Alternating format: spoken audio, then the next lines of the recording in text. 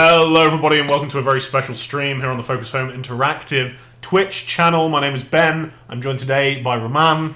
Hello everyone. And we're going to tell you about his wonderful video game made in concert with all the people over at Tindalos Interactive, Battlefleet Gothic Armada 2. The second beta has just started. That lets you play the skirmish, lets you get access to all 12 factions, all 80 plus sub-factions, but it also has all the first sectors of the Imperial and Necron campaigns, which is 2 of our 3 grand campaigns that are in the full game. We're going to show you some of that Imperial stuff today.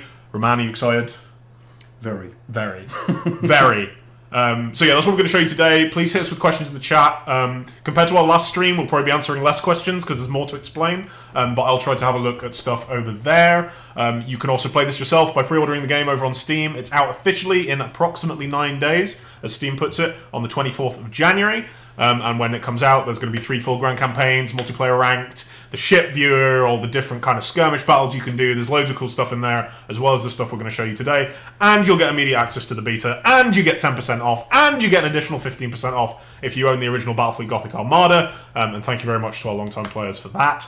And I think that's just about everything. Thank you very much also to Need for Seat, who made these seats that we're sitting on. Thank you very much, guys. You can check them out down in the description below the Twitch channel if you would like to get one for yourself. I can confirm they're very comfortable and much more comfortable than what we had last time we did a stream. I must admit it's very comfortable. Yeah, it's very nice. Romain's like relaxed. Like last time Romain was like very good.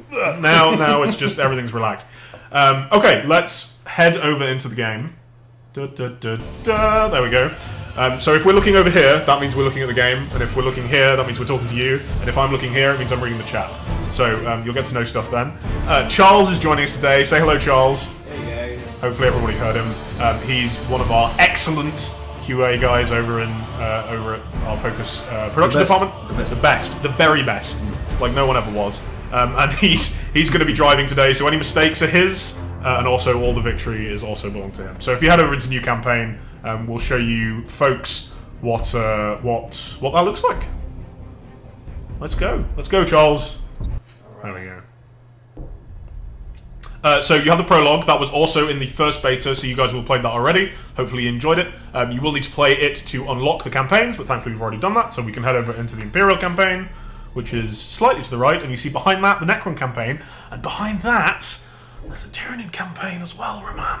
Yes. Yes, there is. You can't play that. And you can see that there is many special mechanics. Oh yes.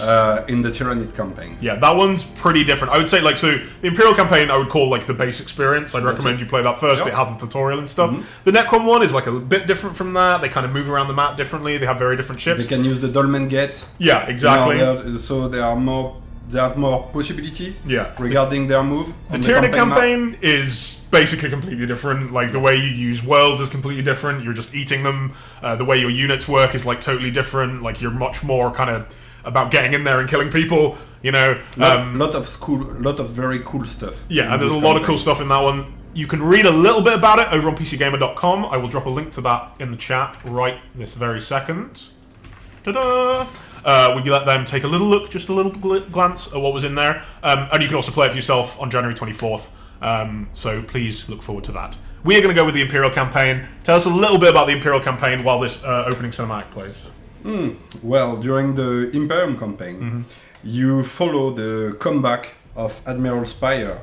And Mr. Admiral Spire has been lost in the warp for about 800 years. And when he come back, he have some, bad surprise. When you think it can be worse than Monday morning, Admiral Spire has the worst Monday of all time. Oh yes, yes, for sure. The very worst. Because you will discover that Cadia has fallen. Yeah. And Abaddon is in grasp his hand above all the sector, above all the Cadian gate. So he will have to do the job. Yeah. Do the job for the Emperor. Yeah, you thought your Mondays were bad.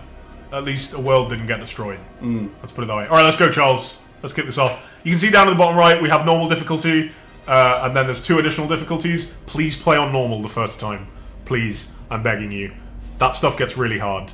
You don't want to be playing on the higher difficulties to begin with. Alright, let's go. We have a cinematic. Yep. How much of this did you say there was? Oh, It's like an hour? There is about an hour length of really cool cinematics. And this is a point we were very attached for this game, because we know that players just love the cinematic of the first Battlefleet Gothic game. So we try to push the quality of the cinematics to the next step.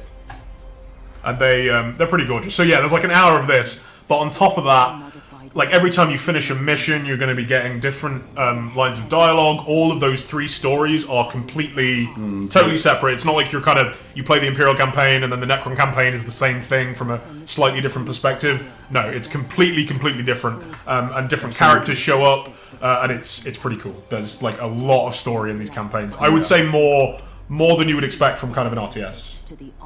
I would say more that you can expect from a grand strategy game. Yeah, I think that we pushed all the narrative design around the game very, very far for a grand strategy game, because Battlefleet Gothic 2, for its campaign mode, at least its solo mode, clearly leans toward the grand strategy genre. Yeah, that was something we really needed to kind of make clear. And unfortunately, due to it being right at the start of the campaign when we're playing this, we won't be able to show you kind of the giant space map that you're playing on that's all around the Eye of Terror. But there is a lot of space that you're taking over. It's a true grand campaign where you're moving around, you're building different fleets and that sort of thing. And we'll get into that once the Chaos Fleet has finished destroying everything, as they're that's kind of their thing. Exactly. And here he comes. Yep. I was very happy. We got to do a cool little teaser for the campaign trailer that you guys would have seen just at the start of the stream, and that hopefully you saw last week when we released it. I hope everybody enjoyed it, where we got to just say Admiral Spire returns, and that was kind of, we talked about it a little bit in the past, but it was the first time that we kind of made a big deal out of it, and it was good, for the fans, for the people that played the first game, to know that this guy's back, and he is your focus character in the Imperial campaign. Absolutely, and it appears that players are very attached to this character. So we try to push its personality a bit, and he's a bit older, so he may be in a more dark mood than in the first opus. He's as we were saying, he's had a bad 800 years lost in the warp. Things have not gone his way. He kind of, he went in there and he just defeated Abaddon. He'd stopped the 12th Black Crusade. He thought everything was great. Everything was not great. Yeah, it wasn't and all along the all. campaign, you'll have small hints about what happened during those 800 years, tracking, chasing Abaddon in the warp, and it's really cool. And there is a lot of reference also to the first game. Some character will return also around Spire. And yes, I saw one of those missions the other day. I don't want to spoil the surprise, but there is some very good. There is a lot of twist and good surprise during the campaign, during the Imperium campaign. Yeah, a lot of cool stuff. So each campaign begins with I think this is true. All 3 campaigns begin with an intro mission that kind of just introduces you to that faction slightly. It doesn't do the full kind of battle tutorial because you get that during the prologue, but it just gives you a little bit of story, kind of introduces the characters that you're going to be playing with, and the major mechanics of that faction. Because again, the Imperial factions play quite differently from the Necron factions and play very differently from the Tyranid factions. That's it. And what we'll see here as well is in the Imperial campaign, you're not just playing as the Imperial Navy, you also have Space Marine ships and Adeptus Mechanicus ships. Now that's not true in the Necron and Tyranid campaigns. They are more insular races, as it were. They have slightly less allies. But this is kind of the cool thing about the campaign, is it lets you mix and match these ships that you're not going to get to do in the skirmish so much. But not close enough. Yes, the Imperium campaign is very rich due to this fact.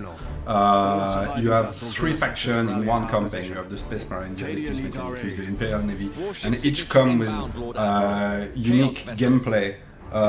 So it makes the campaign very different from the other, very rich. And every mission just feels very different, because the mission will not be the same if you go into a mission with a Space Marine fleet or an Adeptus Mechanicus fleet. Your strategy will be very different. And also some scripted mission during the Imperium campaign will be much more easier with the good faction. In a given mission, for example, having a lot of Nova Cannon will be very helpful. So playing this mission with the Adeptus Mechanicus will make it a lot easier.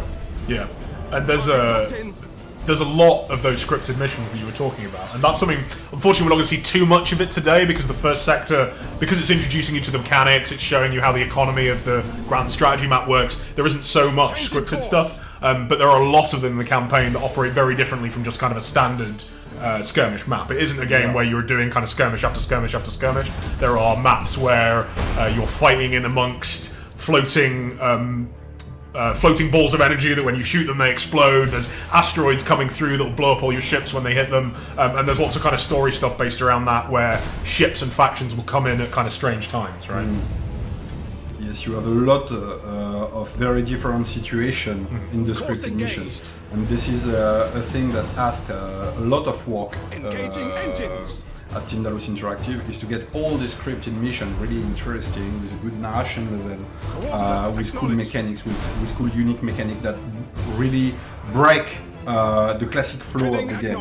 You know, so yes, you have all these stellar events that comes in scripted mission, like space whale, plasmic medusa, that offer unique gameplay and strategic opportunity during the mission. And you will have seen some of that stuff in the campaign trailer. If you go back through, if you maybe frame by frame it, or you listen to what I'm saying and that sort of stuff, you'll hear some of the stuff that we're kind of planning in there. But again, it's not stuff we want to spoil. Like, a lot of work has gone into this. Is a major undertaking. If you play all 3 campaigns, start to finish, you're looking at hundreds of hours, I think, like probably at least 150 or so. Oh yes, it's very.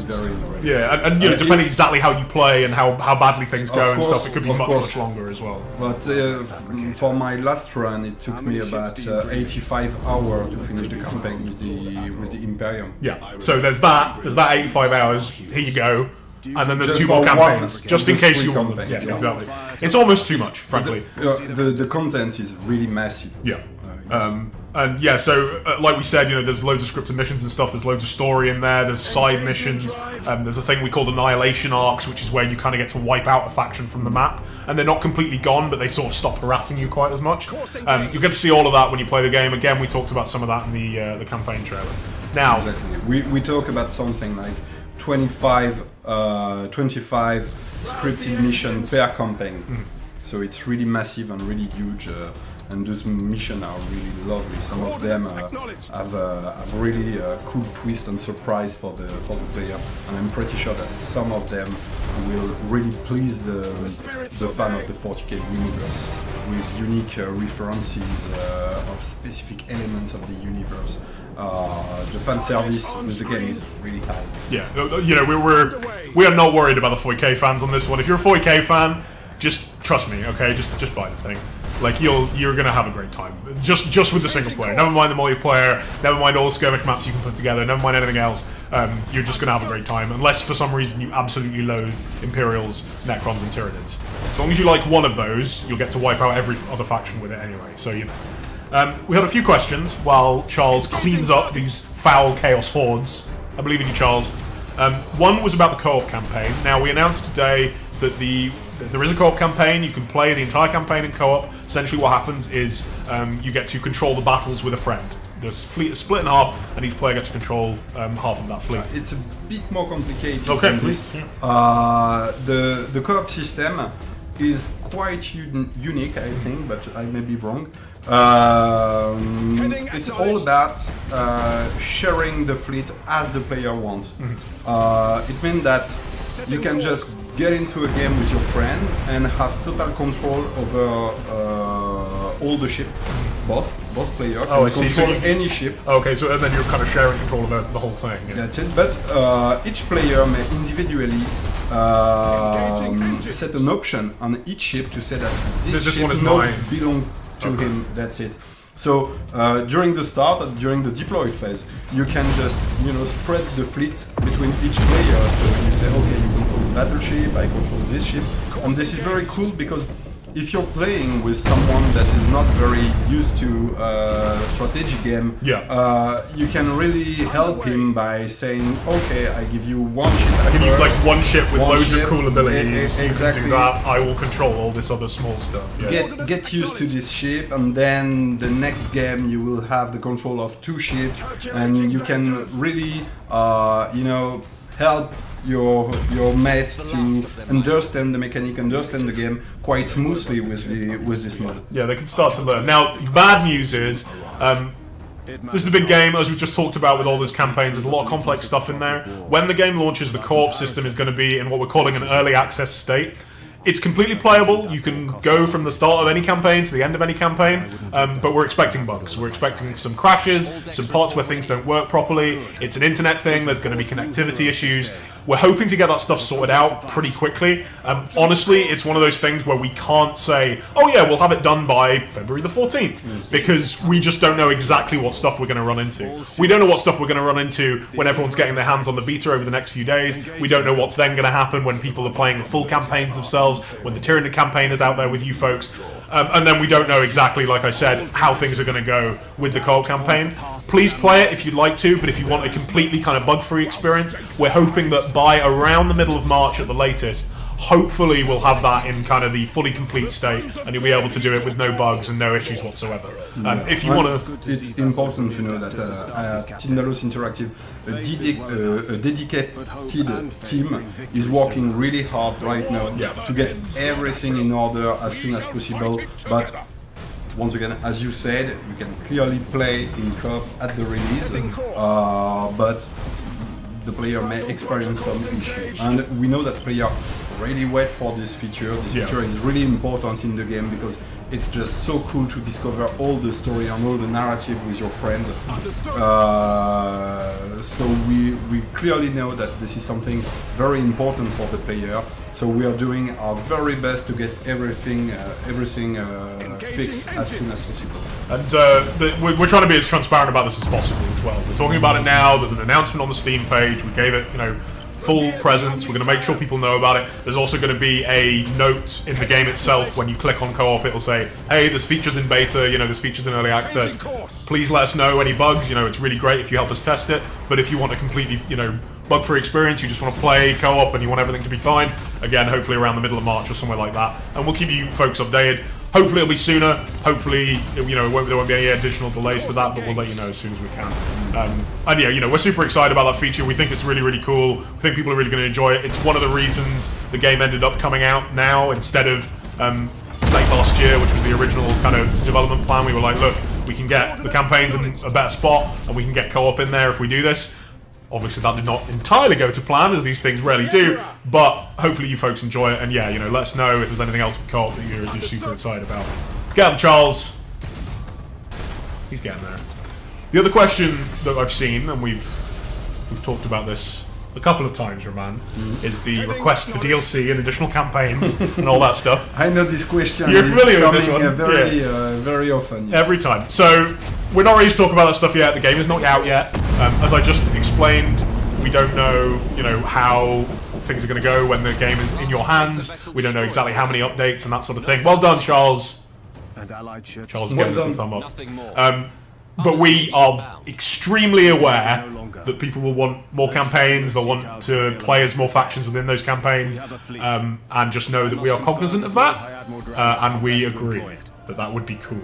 That would be amazing. I was meant to have a meeting about exactly this today, and it didn't happen. But so that should tell you everything you need to know. It'll happen tomorrow, I think. Yeah. This is something we are currently discussing. Yeah. And of course we saw that so many players ask for more campaigns. We know that Chaos player may be sad, Orcs player may be sad, Tau player may be sad. That's something to point out, actually. So there's the 12 factions. Exactly. 10 of those factions appear in the campaigns. And every faction have new content compared to Battlefleet Gothic 1. Oh, yes. I think it's also important to say this. New ships, new upgrades, new skills, etc., etc. They also, even though the campaigns are focused on Imperial, Necron, and Tyranid storylines, each faction within those storylines gets, you find out what's going on with the Eldar, what are they doing? You find out what the Orcs are doing. They're mostly killing things and wiring around. But we have to be clear about the fact that adding new campaign is a huge amount of work. 85 hours, people. Campaign are so massive, and once again, the narration around the campaign is really important. You have to make new video, you have to make so many voice recording. It's a huge stuff. Adding a campaign is a huge stuff. But personally, I would love to see a campaign for every faction in Battlefleet Gothic. All of them. Yeah. So, kind of the end result of this is A, yes, we know you want it. B, we can't talk about it right now, and it will depend logically on how well the game does. So go out and buy it if you want to play it. There is 3 massive campaigns in there already that you can play. Hopefully one of those will tide you over until we have co-op completely working. Then the other 2 you can play in co-op. And maybe, hopefully by the time you finished all of those, we'll be able to tell you about plans for DLC and that sort of thing. So stay with us. We believe in you. What, Romain, is this? This is the campaign map. This is the campaign map. And more especially, this is the Cadian sector of the campaign map. And just to put the finger on how detailed we try to transcript the universe of 40k, I think it could be interesting, Charles, if you can just click on any planet, thank you, in the sector. You can see that you have some system that have many different worlds. The fan will instantly notice that all the planet of the Cadian system are present, and you can see that for every world in the game you have a cool description of the world, and with each world is associated what we call I would say characteristic, special characteristic. For example, Belisar contains a hive world, which is very, very interesting for the Imperial, because the hive world can generate many resources and it will help your ship regenerate troops faster. But in the meantime, this world is very dangerous, it's very hard to live in such a world. So developing the world will take many more time than a normal world. And for each world you have a series of attributes that will affect the gameplay campaign, and that will force the player to take very smart and very good decision about which world to upgrade or not, because you can upgrade each world on 3 levels, and with each level you will unlock more bonuses from this world. If we mouse over Hive World again right here, Charles, as you can see, this says 10, 20, 40, so that is reference to that evolution level, as you call it. Exactly. But exactly, so spoilers, we're going to end up taking over this whole sector. You end up with a bunch of different worlds, a bunch of different points of interest within the systems that are within that, the systems that are within that sector. And it's up to you. Do you want to upgrade your hive worlds first, or do you want to upgrade your shipyards to get more ships? What do you need right now, etc., etc.? And it's another thing that is important, is that every bonus can be connected. There is a relationship between all the attributes, because if a hive world is connected to an agri world, you will get more bonuses. And upgrading agri world, for example, will reduce the cost of upgrading other world. And there is a very important thing about those lines that link the different system, because some attribute will give bonuses to connected system. So where the player will have to connect as many systems as possible in order to gather as many bonuses as possible in a given cluster of system. So it's a very cool mechanic. It's quite addictive during the campaign, because you really want to upgrade everything and have the best thing possible. But you will have to make choice. Should I upgrade my different world, or should I buy more ships and repair the fleet and buy defenses? Because this is another important stuff in the game. It's that you can buy defenses for your world. And your world can be very vulnerable if you don't do that. So we are in a tutorial, so no, Charles cannot select world. Let's play Charles. I will talk about the differences in time. There will be many risks in the. So yeah, it's I think kind of the center of Battlefleet Gothic, I think this was true of the first game as well, is it isn't complex to interact with those systems. You just click, all right, I want to upgrade this. Okay, I'm gonna upgrade this, and then I'll have enough resources. Like everything's clear to you. How many resources you have, how many you're getting next turn, what you're spending on what. But what you need to think about is, okay, so if I upgrade my aggro world first, that'll make everything else cheaper, but I won't be getting as many resources. But it means that I'll be able to, okay, I upgrade this, I can then afford one more ship, and I can do 2 things this turn. That's cool, etc. Upgrading world attribute is not all about economy. Mm-hmm. Yeah, there's other stuff in there. Most of the time, yes, it could be about developing the economy of the game. But in many cases, there are very rare attributes on specific world that will give you a very specific bonuses. For example, you have this Prometheum vein that you can upgrade that will increase the speed of your fighters and bombers. So when you have all the give you extra hit points or increase some damage of certain weapons. For example, so you will really have to study the strategic map very deeply in order to check the bonuses that you absolutely want for your fleet, seize it, then upgrade it to benefit from their bonus. Here we see another one of our cinematics. Every time you encounter a new faction, you get a little cinematic that's about them. Who are they? Presents you the faction. Yeah, and that's useful for if you're a 40k fan, it's just cool to see. But we know some people are going to play this. Maybe it's their first interaction ever with 40k, or they don't remember much except there's a space marine and an emperor maybe. So this should give you a little bit of info as to what's going on, and also what's their status at this point in the storyline. So that because we're telling these kind of new stories, these stories that they take things in a pretty different direction. Like, things do not go the way that you might expect if you're very familiar with the current 40k lore. So you need to know the starting point so that you understand what happens after that.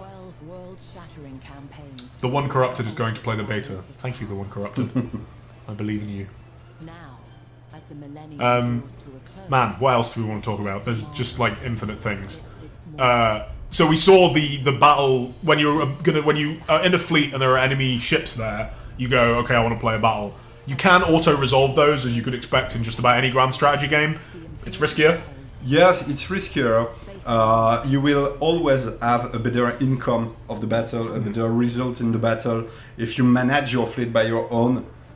If you're a good player, of course. If you're a total noob, maybe you should have resolved every battle, but I don't think that's the point. But yes, you have so many battles to perform in every system in order to seize them that we felt at a point during the development that it was important to add a feature just like in, for example, Total War, that helped the player to just squeeze some battle where the player is clearly going to win this. Yeah, there are going to be times where you have a massive fleet, and for whatever reason the enemy fleet's quite small. Maybe you've done something clever and you've kind of outwitted them and you've outmaneuvered them, or you just have more ships than they were prepared for. Because this is something that is very important, is that the campaign allows the player to play with really massive fleet. Yeah, big fleet. At first, you just have a small amount of points that is allowed with each fleet, but at the end of the campaign, you will have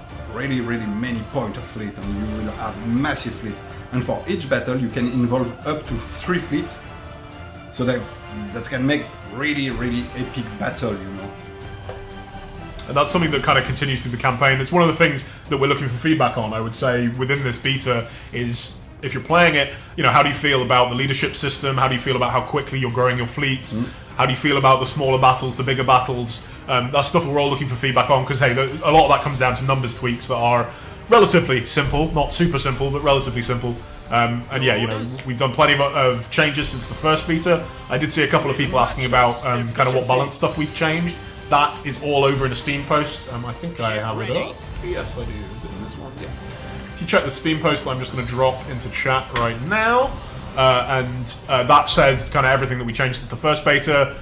There was a big armor change. That's probably the biggest thing I would say that really affected exactly how things were working. But I a bunch think of other changes as well. right now we're quite in a good spot regarding the balancing in Imperial, but I will wait to see what happens on the beta. Yeah, so this beta also has full access to multiplayer. We're not going to be showing any of that today, but hey, that's going to be all over the internet and all over Twitch anyway. But whatever, you are absolutely right. We are craving for feedbacks. Oh yeah, on please, the game. please. We've been playing it. We think it's good, but now we just want to hear what you think. Tell us if you think it's terrible. Please tell us. we can fix a lot of that stuff. So that's how it is. I saw someone asking Todor AL how long the beta will be. It's going to run up to launch day. There may be an interruption of some sort on launch day where we need to bring some servers down to kind of reboot stuff, but it won't be that long. Because like the multiplayer stuff isn't as complicated as it is for something like Insurgency Sandstorm, another beta that we ran up to launch day. But yeah, if you buy now, you effectively have early access to the game, full access to multiplayer, and then full access to a couple of sectors from the campaigns. And then on launch day, you'll get everything. And also, player will keep their save. Yes, indeed. So if you play through, you don't have to worry about doing the prologue again. You don't have to worry about beating the first sector again. All of that should work come launch day. And yeah, we're super happy about that. Essentially, if you're interested in the campaigns, you can get access to, I would say, 5 hours, maybe 4 hours, depending on how quickly you play. Depending on how you play, I would say yes, about 5 hours per campaign. Yeah, so you've got plenty of content in there, probably enough to last you 9 days. It's just unless you play games like I do. It's just the first sector. It's the fastest sector to explore and to develop. It's definitely standard. We'd love to have given you more, but honestly, trying to sort all that stuff out and just get this working was a challenge, to say the least. So we hope you're happy with what we've given you here. And for each campaign, you have 12 sectors, and some are really huge. You have sectors like Agrippina. That is the one I got to in my latest campaign, and I was like, oh good lord. Yeah, Scarus and many different sectors that have a huge background and that are very important in the 40 universe. Yeah. Once again, a lot of narrative stuff around the sector. It's definitely worth pointing out that, so in this first Imperial sector, for example, you're only facing chaos. There's a reasonably linear path through it. And it's fairly easy, I would say. Like compared to what happens later, it is the first sector of the campaign. Immediately, things are going to change as soon as you get into the main game. Again, I don't want to spoil it, but there's new factions. You have these things where we have actual invasions of your territory. Enemies will come to you. They'll come via non-standard space lanes. There's very strange sectors out there that you can't attack in ordinary ways. And there's a lot of cool stuff. You are messing this guy up, Charles. He doesn't even know what day it is. He's having a bad Monday now. He's going in close combat with a corn ship. Maybe normally not the solution. greatest solution, but it seems to be working out. While Charles defeats this foul enemy, we are running some giveaways today. The first one's going to start right now, because I've decided so. This will give you a pre-order key for the game. So, you'll get access to the beta right now, you'll get access to the full game when it comes out, and you don't have to spend any money. Sounds pretty good to me. If you just type, I think it'll be !raffle in the chat. Our wonderful community managers will let you know exactly when that starts running, and then you should be able to rock with that.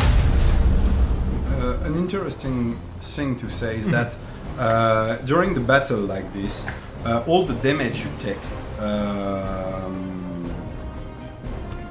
whatever if it's on your troops, on your hull, if you get critical damage, all of these are persistent. We should see it just about now, yeah. Exactly. So you see down at the bottom here, the Sea Luna has a little bit taken off its health bar right there. Exactly. You also lose 3 troops.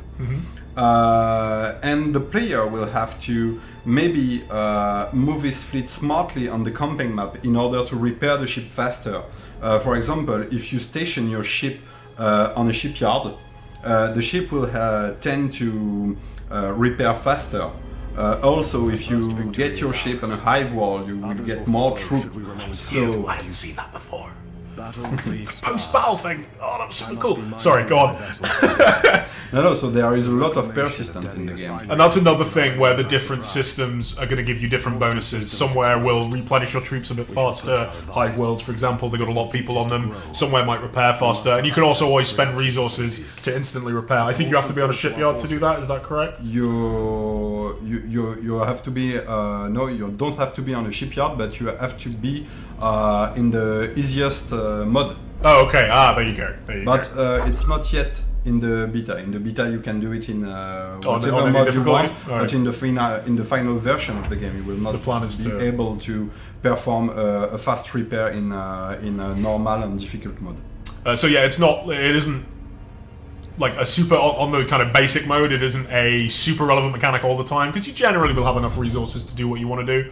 But it is gonna. It will depend on some situation. Sure. For example, in the Imperial campaign, the start is quite hard, economically speaking. Yeah, I noticed that. Yeah. Because you get in this sector and everything is under the chaos hand, so you will have to get back everything with a very short amount of resources, and you will have to find very specific tricks in order to finish this sector.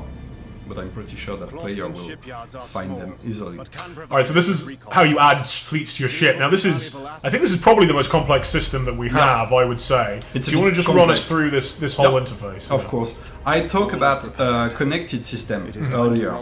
And this system may seem complicated at first, but once you get how it works, it's very pleasant to use. Because at the opposite of most of the grand strategy game where your armies are locked when you want to add troops in your army, this system allows you to allow a lot of freedom regarding troop acquisition. And how it works.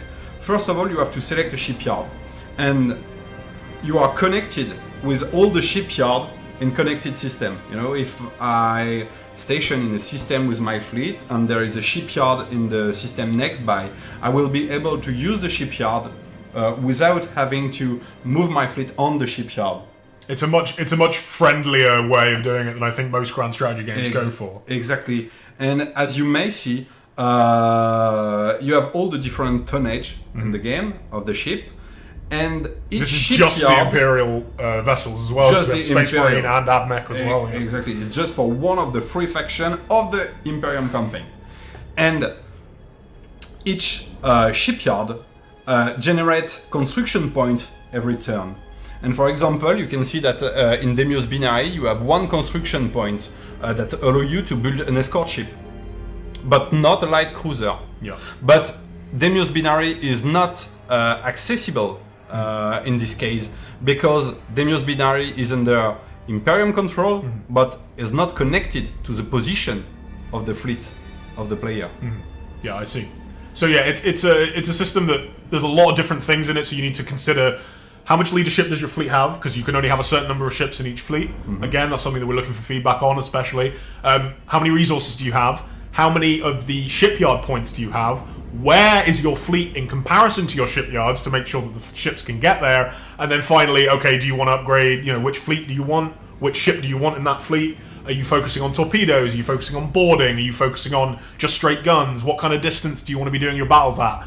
And so on and so forth. And I think those systems are slightly different for the other factions as well in the different campaigns, just because of how their meta game works. You have some variation. Yeah. You have some variation. And again, all of that stuff is stuff that is affected by the different attributes. The different attributes that you have within a system. For example, Deimos Binary right now, even if we had access to the largest ships possible, which we don't because Admiral Spire just doesn't have enough leadership to run them, we wouldn't be able to recruit any yet because the shipyard there simply isn't big enough to make ships that are at the end planet-sized. of the game, and if you upgrade your shipyard, you will get massive shipyards that generate a lot of construction points every turn and can accumulate a lot of construction points that allow you to build the biggest ship in the game.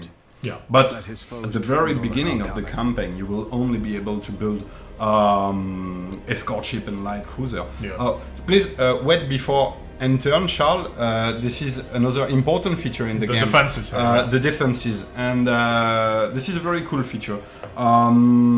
This is a feature that is shared by the Necrons on the Imperium, but the Tyrannid work totally different. They're just different in every way, pretty much. But on every system, you are able to deploy defenses at the cost of resources, and all those upgrades have an impact directly on the gameplay of the battle you will perform on the system.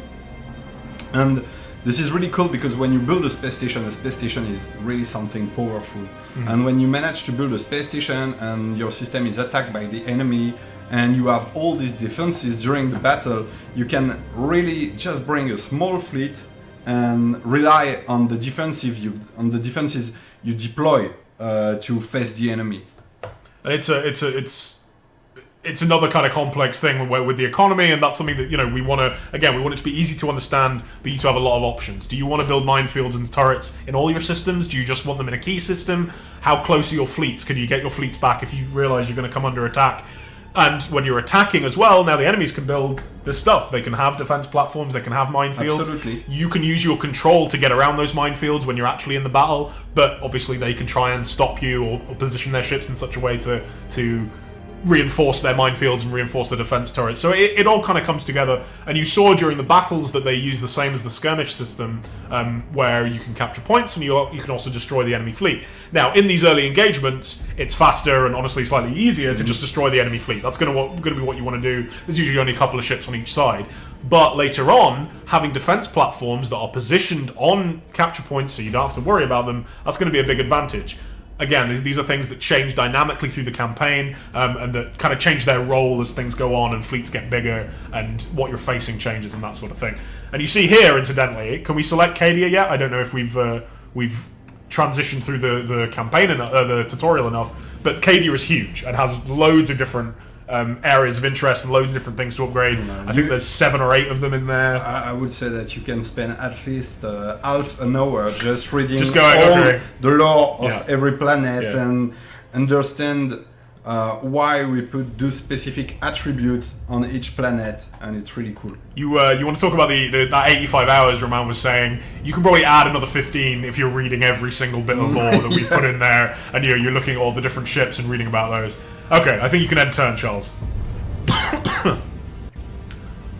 So here you also see how the enemy will reinforce their own fleets. I think, and you see there they were in fact building a minefield and they're moving some of their fleets around. And this is all stuff that's going to happen all the time. Like I said, there are systems you attack, there are systems that you go into. Sectors. Maybe we should make a break and talk about the specific behavior of the AI on the campaign map. Sure.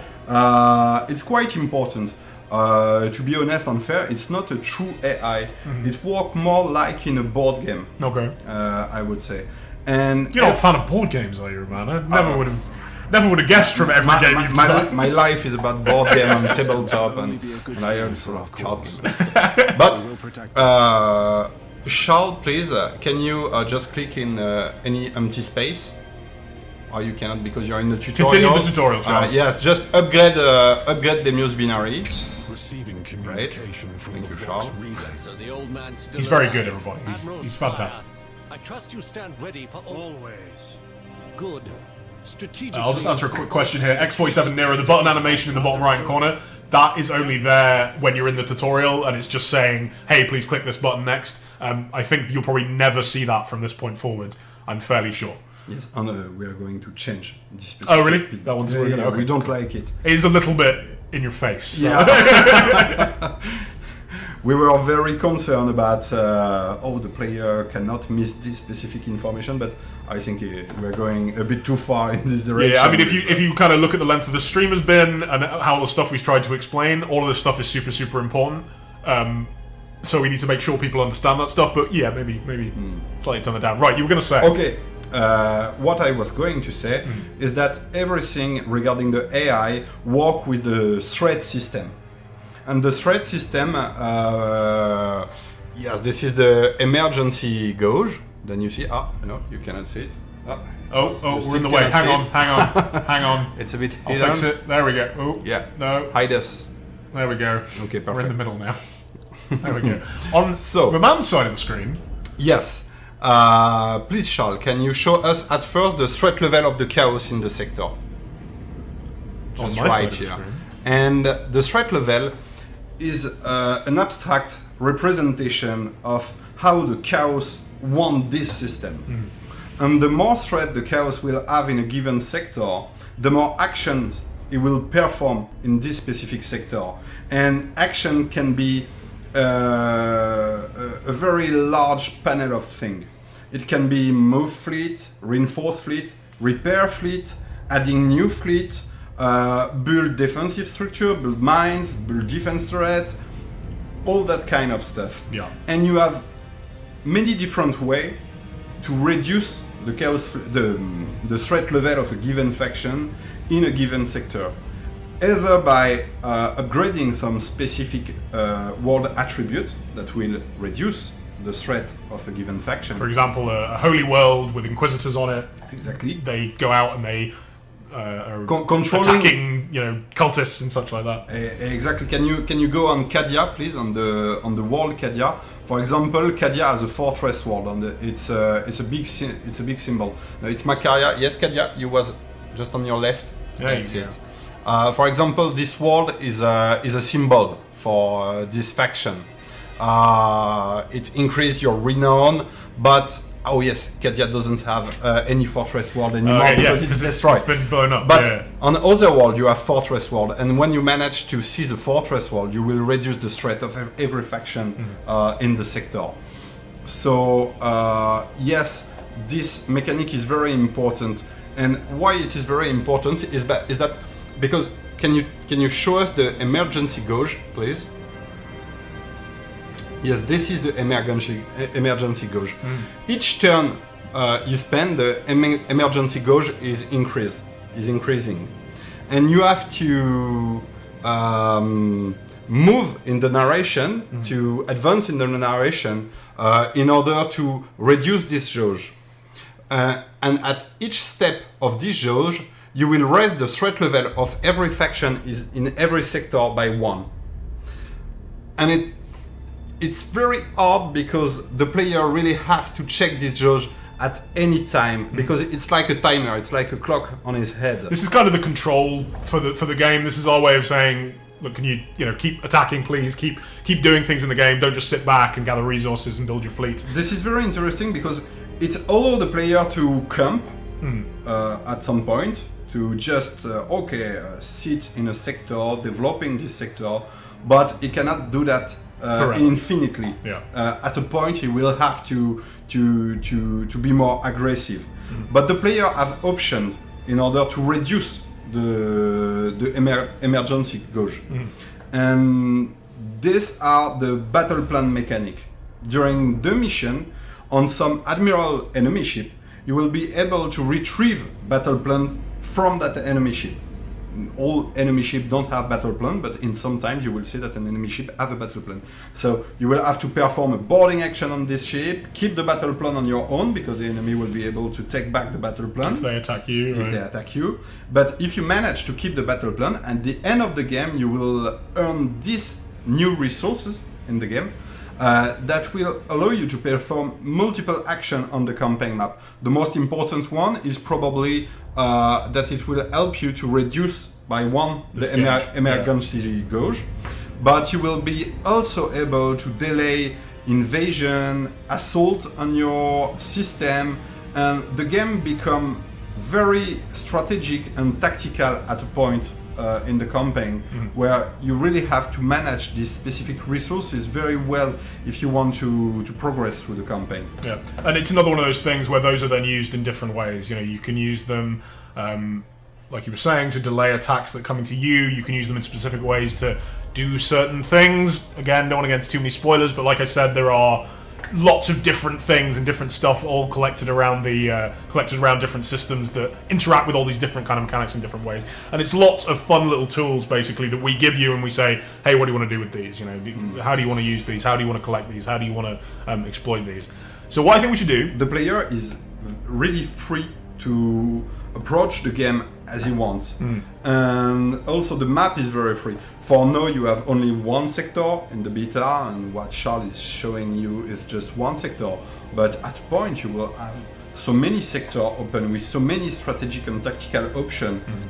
It's crazy. And you end up with more fleets, more admirals. They've all got different effects that they're applying to their fleets, and you're trying to manage all of this. And again, this is kind of another reason that we ended up with that auto battle system in there, because sometimes you're just going to want to stay on this map for a bit and work all this stuff out and then do stuff later.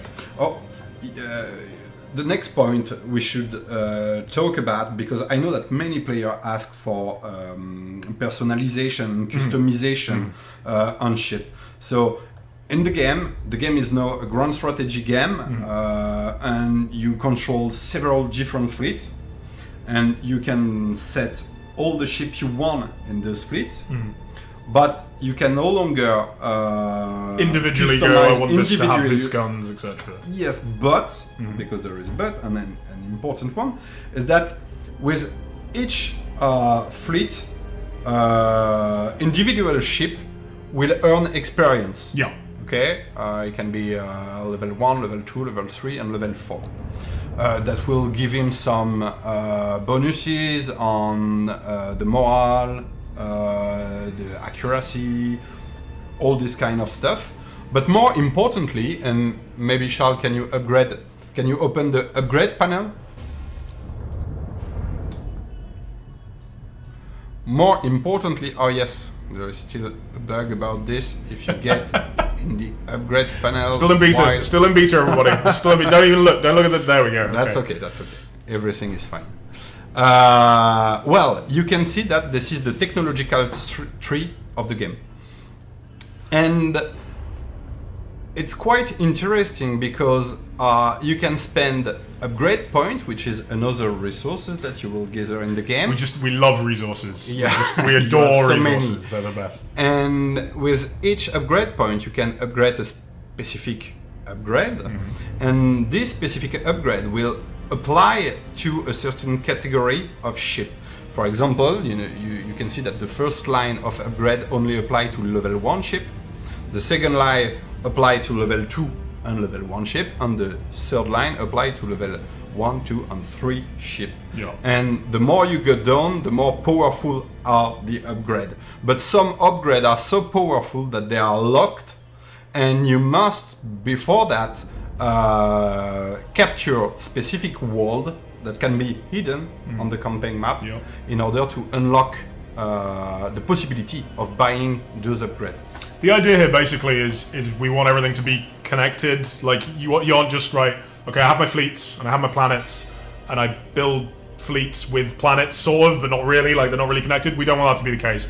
Everything, the XP that you're getting from battles is going into being invested in upgrades for your fleets, but those upgrades only work if you have enough shipyards to create the correct type of vessels, and those upgrades also only work if you're doing enough battles with those ships. We want you to get attached to those ships and be like, oh no, I can't let my level 4 like Oberon die. That's like my entire fleet right exactly. now, Exactly. And yes, the player is really pushed toward keeping his ship alive. This is very important, because if you lose the ship, it's permanent, and you will lose all the experience you gather with this ship. Yeah, absolutely. Meaning that the new ship you will buy, if you want to replace it, will not have access to the level 2 and level 3 upgrade. I think that's everything. We've done upgrades, we've done the urgency gauge, we've done XP, leveling up, we've done battle plans, resources. What I would suggest...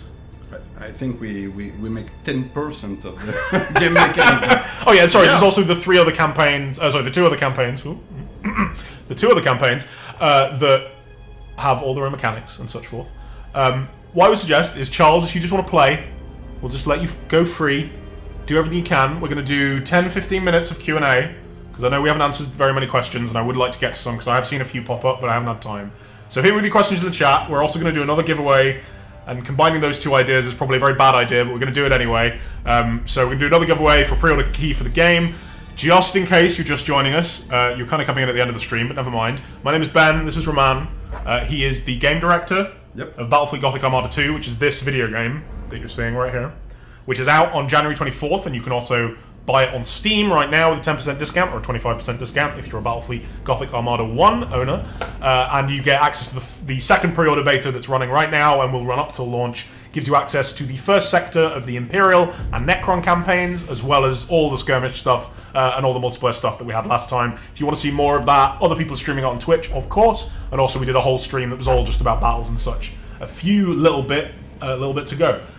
Can you name individual ships and the fleets they are in? I'm pretty sure you can. Please, Charles, can you check the viewer, please? The viewer of the ship. Click on the ship. Yep. No, just right here. So right here you can see that you can rename this specific ship. We're going to call it... I know it's important for player. Yeah, we're going to call it the Charles. The Charles. The Charles. The magnificent Charles. Yes, really, yeah. There we go. Our new lunar cruiser, the Charles. Yep. And regarding fleet specifically, I know that this is a feature we want to add, but maybe it will not be there at launch. Okay, it's something we're trying to do. And also we should mention, now we talked a little bit about future plans and how we couldn't really announce anything yet. We can't announce anything yet. But there is a lot of talk going on right now about exactly what we're going to patch, how we're going to patch it, what support we want to do. Obviously, there'll be bug fixing and balancing and all that other stuff, as you would expect. But that we'd also like to, if there's certain features that we didn't manage to get in there, that's stuff we'd really like to get working as well. And let us know, like, what do you want? What small features do you really need?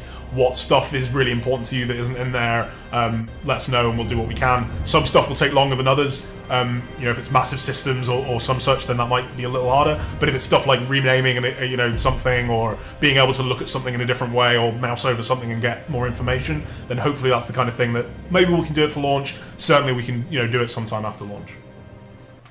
All right, let's see what other questions we've got. Will you buff Space Marines? We did buff Space Marines. Space Marine are quite nasty right now. Yes, they're good.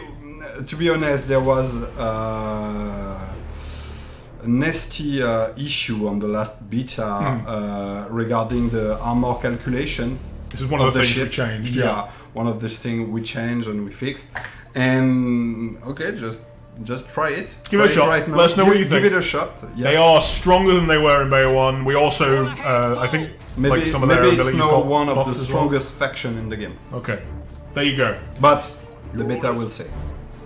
Obscure Light, do you have plans for implementing a replay/spectator mode? I don't want to spend time during a match taking a look at the ships and/or destruction while this stuff is happening in the battle. I know this has been a highly requested option already. It's something that we'd love to do. It is vastly more complicated than I believed. Until I started working here. It's incredibly complicated. So hard in a way that I cannot quite fathom. But it is, like, we know you want it sort of similar to the campaigns, additional campaigns and DLC and that sort of thing. We know you want it. We would also like to provide it. It's a matter of finding the time and the resources to be able to implement it. Neither will be there at launch, replay or spectator mode, but we know you want it. And we're gonna look into what we can do, basically. All right, what else we got here? I'm gonna scroll. Oh, here's some more. I couldn't. Sorry, in the first closed beta, I couldn't find the most common ability hotkeys, and the options didn't show anything on the matter. Did it change with the second beta/release candidate? I think we still have a bug with we still have hotkeys, issue with right? this, but it will clearly be fixed at launch. Okay. I think there's a known issues list that should be up by now, or it should be over on Steam, or it should be on the forums, that'll tell you about that stuff. Yes, obviously you need to be able to play with hotkeys. It's just something that kind of a slightly more awkward bug than again you might imagine. Quite obvious, yes. But yeah, we'll get that fixed as soon as we can. Will progress made in the beta be released or kept? I'm asking for both campaign and skirmish. Yes. Skirmish and multiplayer. We're going to reset the ranked stuff, right? We're currently thinking about. Okay, we're not sure exactly what we're going to do on that one. Because there is also there's the ranked ladder, which I think we are going to reset, but there is also the experience that you've earned for each faction that we're not positive exactly what we're going to do. Exactly. When it comes to the campaign, your saves are going to transfer. You beat the first sector of the Imperial campaign, you'll get a little message that says, thanks for playing, come back on January 24, and then you can come back on January 24 and you can jump straight in. You don't have to replay all of that. That's the current plan, anyway. Will campaign progress? Oh, no, I've just answered that. So that's good.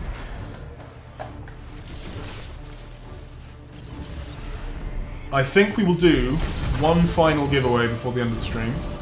And hit me with any further questions that you have. I miss any.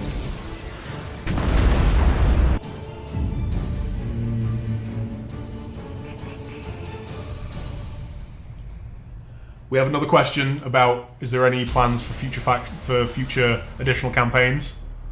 Not that we can talk about. For additional campaign, we already talked There was a little bit about that earlier. Oh yeah, I like to. We would love to, but we will talk about it. We'll talk about it when we can talk about it.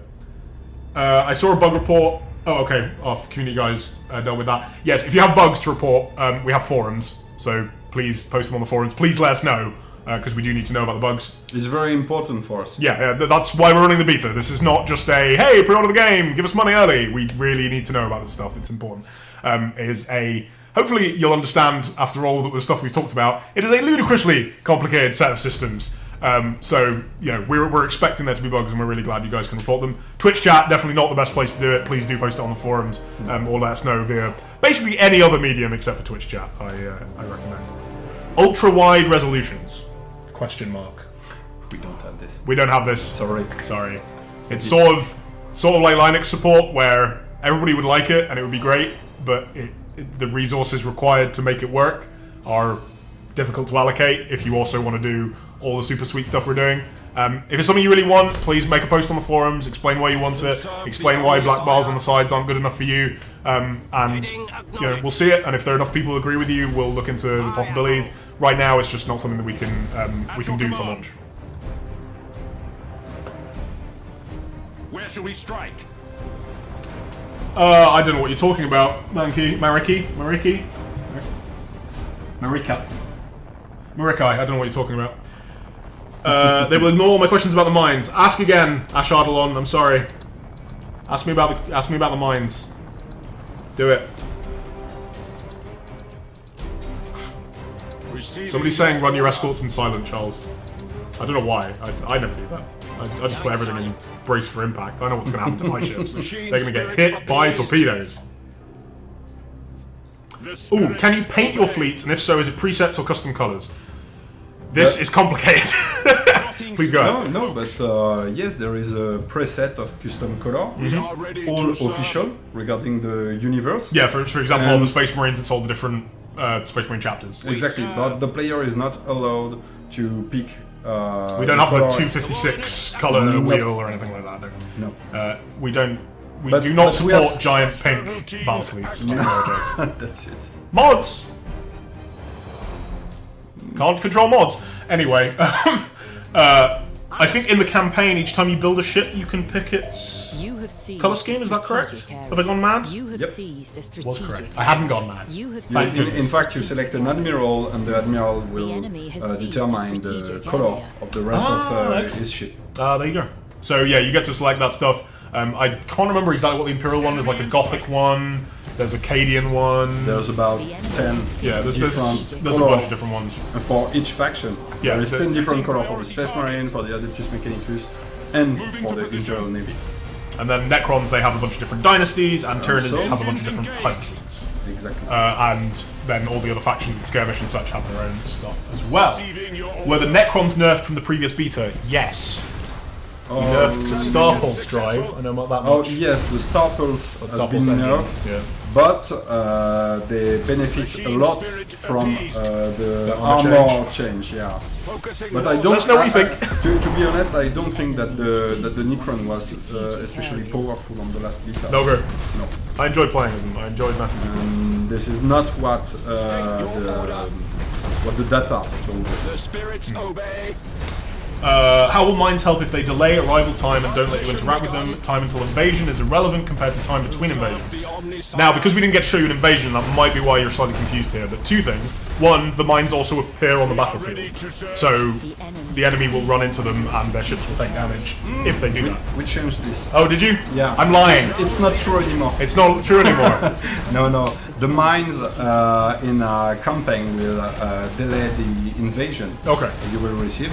And when the AI deploy mines, it will force you to fight this AI with only 2 fleet instead of 3. Okay, so that's why it's relevant for you. Now, as far as the invasion thing goes, you get an alert when an invasion is coming towards you, and it says, hey, you've got 3 turns until this invasion arrives. Exactly. Adding a turn to that is super relevant. Like, that is a big deal. That is something you'll probably have to see for yourself in the full version of the game, but we promise it is kind of a big deal. It's an interesting question because this is something we were very attached. I think the mines is an emblematic aspect of the Battlefleet Gothic tabletop game. Yeah, and also like space battles. Like when someone says space battles, I think big lasers and minefields. But in Battlefield Gothic, you know, the mines are very old school. They are linked with massive chains and they have a very specific design. And to be honest, we kind of struggle to find a good design for the mine during the battle sequence. Yeah. And we prefer to just remove the mine definitively from the game. They were kind of easy to get around from the battle. Yeah. Yes, it was very hard because should there be stealth or should we allow the player to deploy the mine? And nothing was very relevant. But we don't know what the future is now, so maybe the mine will need to come back. Yeah, let's know what you think. If we find a nice way to implement it in the game, maybe if the player want to have ideas about this, we are also very demanding. Yeah, we still have all the assets for that. They're used in the prologue, for example, as part of that. We have all the assets. It's just that it was not satisfying in a gameplay manner. Do you need to know the lore to play? No, we'll teach you all. Don't worry. If you know literally nothing about Warhammer 40k, A, you're going to have an amazing time. It's a really cool universe, nearly swore. And B, yeah, we'll tell you everything you need to know. Do not worry about that. And if there's anything you don't understand, you can Google it. And let me tell you, there are resources. There is stuff that will help you out on that one. The ship viewer needs some optimization and bug fixing. That is a completely new feature for this beta. Any bugs with it, please do let us know. We saw one earlier. But yeah, please let us know. We think that's super cool. Like, it looks really nice. It's a really nice way to look at your ships. But it's important to say that it's a true beta. So we need feedbacks, and we will fix as many things as possible until the release. Yeah, we're confident that we're going to have a pretty good release. No game survives contact with the players, as Sun Tzu once said. But we think we're going to have a pretty good release. These 9 days are going to make it even better, and we're super glad to get it to you guys. Good, because I bought it already and I know nothing. Excellent. I'm glad you bought it already. I hope you have a good time. And yeah, you've got any questions about 40k, there are people out there who can answer them. Sounds like crunch time pizzas for the office. Have you got pizzas at the office, Romain? No. Okay. We're in France. Oh, we're in France. Yeah, we don't do pizza. We don't do... Frog's legs at the office.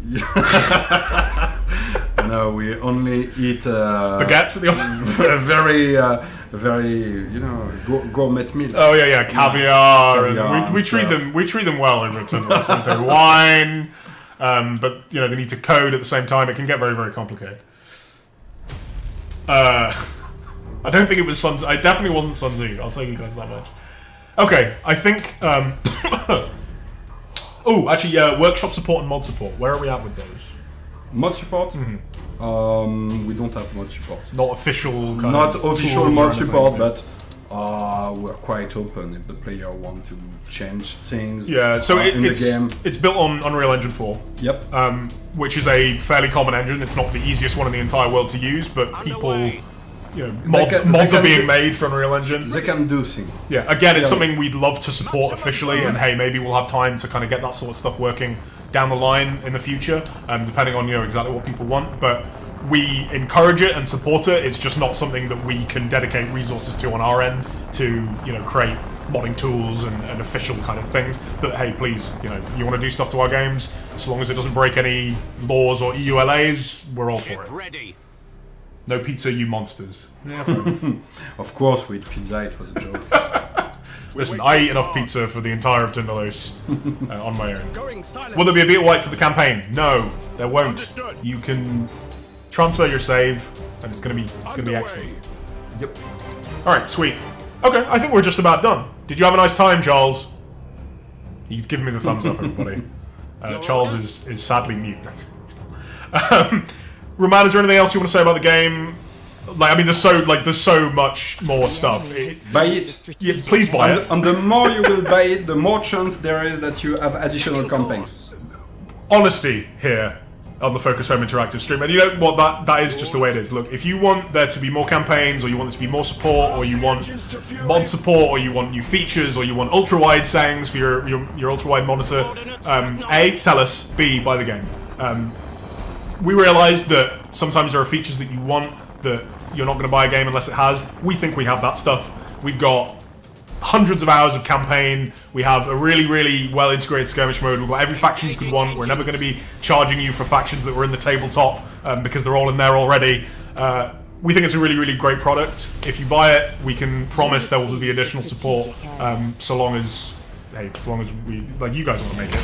I want to work on it. I want to sell it to you. I want to do more voiceover for trailers explaining why the Chaos campaign is fantastic, for example, just as a thing off the top of my head. So yeah, tell your friends, buy 2 and give them 1.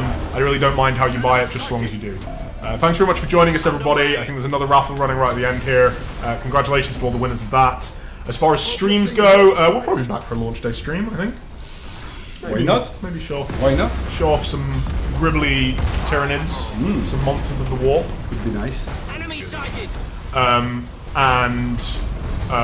I think we'll also have additional streams coming out kind of later this year. We have a bunch of games from Focus Home coming out this year, including A Plague Tale Innocence. Personally very excited for that one myself. We also have The Surge 2. I'm sure all of this stuff and much more will show up on this channel over the next weeks and months. Thank you very much for joining us. Thank you, Romain, for joining us. Thank you very much. I'm going to play you guys out with the campaign trailer so you can see everything you've just seen in sexier detail with more stuff. You can get a little glimpse at the massive Grand Campaign map that covers the entire Eye of Terror and hear even more of my voice. Thank you very much, everybody. Please do check out the PC Gamer article if you want to know more about the Tyranid campaign. That's the only place you can find out about it. And we'll see you next time.